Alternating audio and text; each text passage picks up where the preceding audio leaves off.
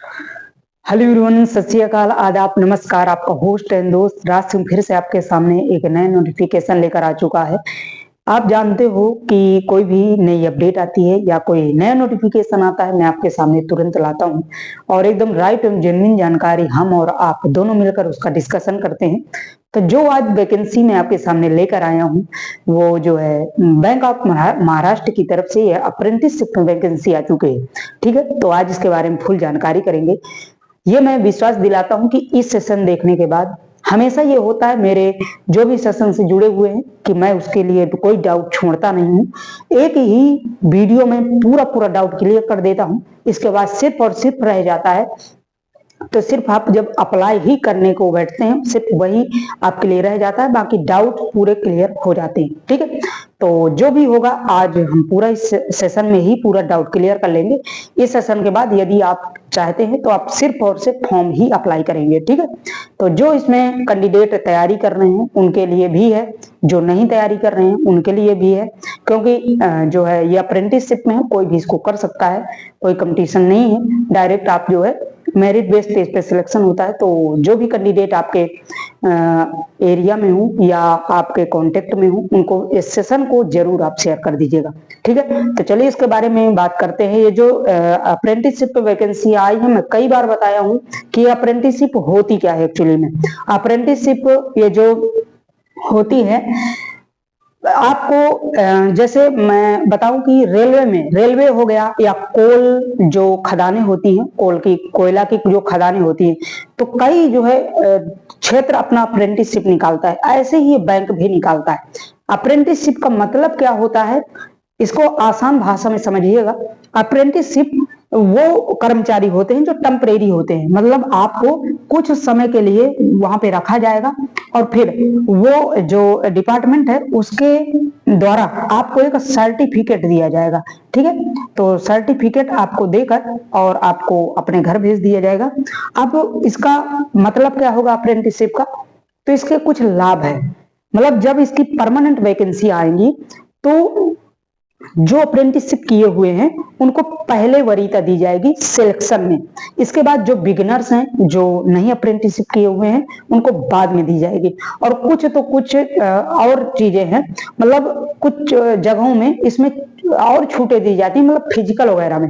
जैसे मैं रेलवे की बात करूं अप्रेंटिसशिप की, तो वहां पे आपको जो है जैसे ग्रुप डी की है दौड़ वगैरह होती है, तो वहां पे दौड़ वगैरह नहीं करवाई जाती अगर आप रेलवे में अप्रेंटिसशिप कर लेते हो।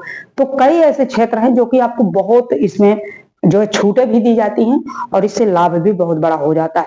तो जो कैंडिडेट हूं आपके वो जरूर इसको करेंगे और अपना फॉर्म डाल दीजिएगा यदि आप एलिजिबल हैं। ठीक है, तो इसके बारे में फुल जानकारी करते हैं। बाकी आप शेयर जरूर कर दीजिएगा। नए हैं तो चैनल को सब्सक्राइब कर लेना, पुराने हैं तो चैनल को शेयर जरूर कर देना। ठीक है, इसमें जो बैंक ऑफ महाराष्ट्र की तरफ से अप्रेंटिसशिप है, ये नोटिफिकेशन आ चुका है 2024 का। इसमें जो अप्लाई डेट दिया गया है 14/10/2024 तक से इसमें अप्लाई कर सके, मतलब 14/10/2024 तक से इसका अप्लाई डेट शुरू हो जाएगा और 24/10/2024 तक इसमें अप्लाई आप कर पाएंगे। ठीक है, तो लगभग आपको ये बात कहें कि 20 दिन का लगभग समय मिलने वाला है। 20 दिन तक आप इसमें अप्लाई कर पाएंगे। ठीक है, फीस जो इसमें दी गई है जनरल ओबीसी ईडब्ल्यूएस के लिए 150 रुपए है, SC ST के लिए 100 रुपए है। अब जनरल ओबीसी मेल हो या फीमेल हो, जनरल ओबीसी है, ईडब्ल्यूएस है तो उनके लिए 150 ही रुपए लगेगा।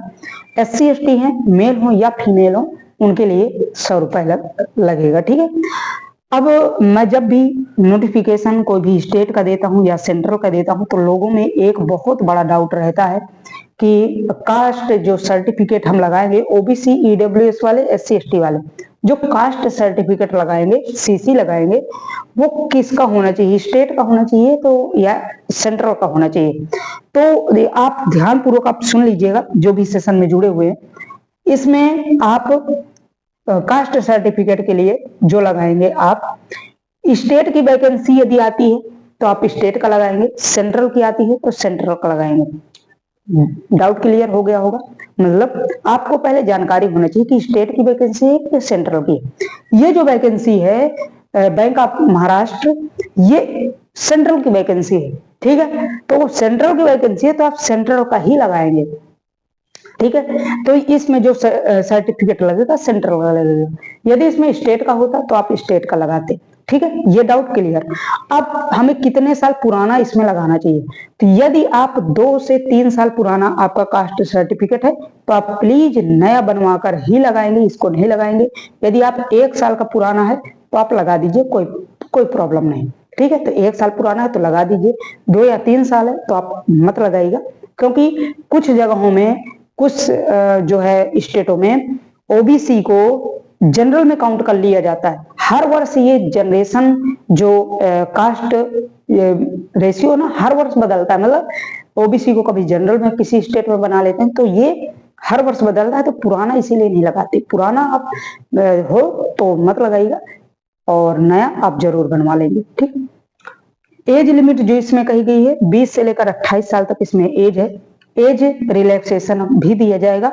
ओबीसी ईडब्ल्यूएस के लिए 3 साल और एससी और एसटी के लिए 5 साल के लिए छूट भी दी जाएगी, ठीक। क्वालिफिकेशन जो इसमें दिया गया है, क्वालिफिकेशन बैचलर डिग्री आपकी होना चाहिए, कोई भी आपकी जो है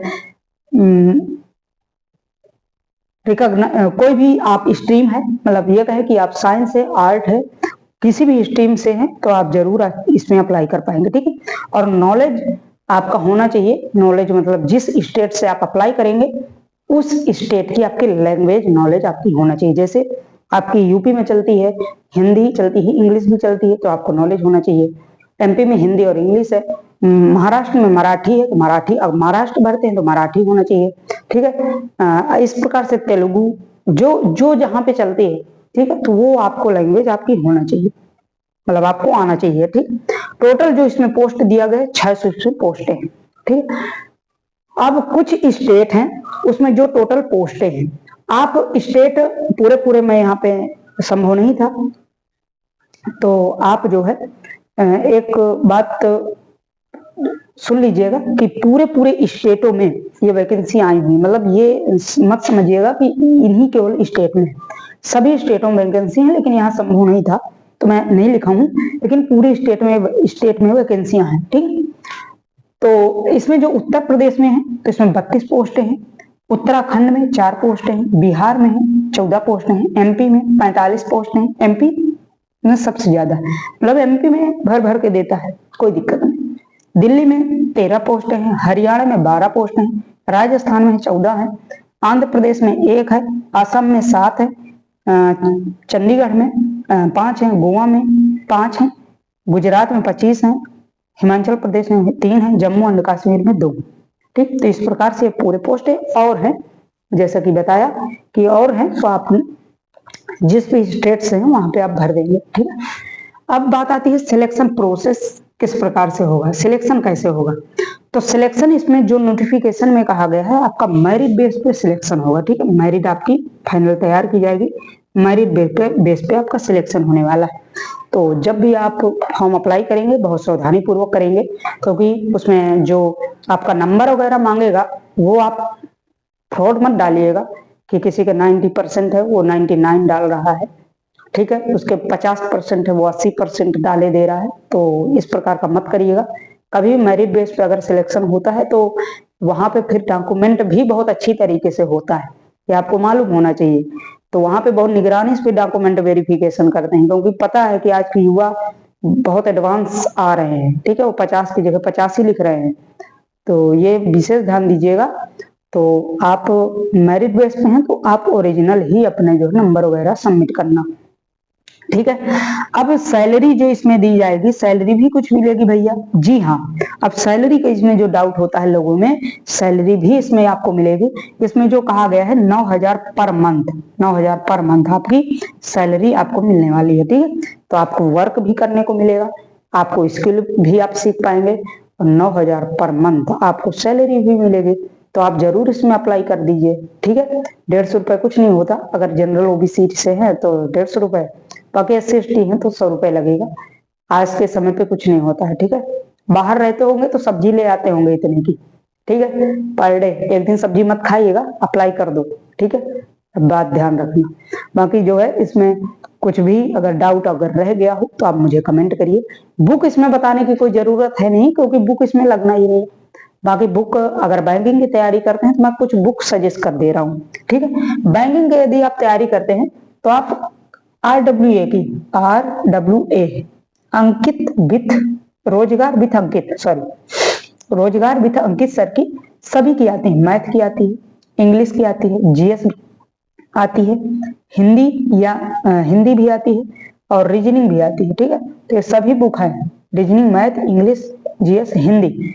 आप किसी भी कोई भी बुक, और बहुत कॉस्टली प्राइस में आती है। और यदि आप कोई कंपटीशन पास कर लिए, जैसे अभी CGL है, अगर आपके 130 प्लस स्क्वायर है तो या तो मुझे आप कांटेक्ट कर दे दीजिए, मैं आपका करवा दूंगा, फ्री ऑफ कॉस्ट पूरी बुक है, ठीक है। या आप RWA ऐप में जाइए, वहां से भी आप बात करके, वहां भी हेल्पलाइन नंबर है, वहां से भी बात करके आप उसको कर लीजिए। पैसा कुछ भी नहीं लगेगा, मेरी तरफ से भी कुछ नहीं लगेगा, RWA भी कुछ नहीं लेगा, ठीक। तो ये रही आपकी बुक है, वहां से भी आप खरीद लीजिएगा। बाकी कोई भी डाउट है कमेंट करिए, मैं आपके लिए आपके हमेशा अप्लाई करता हूँ। Okay, thank you so much. Okay, bye bye.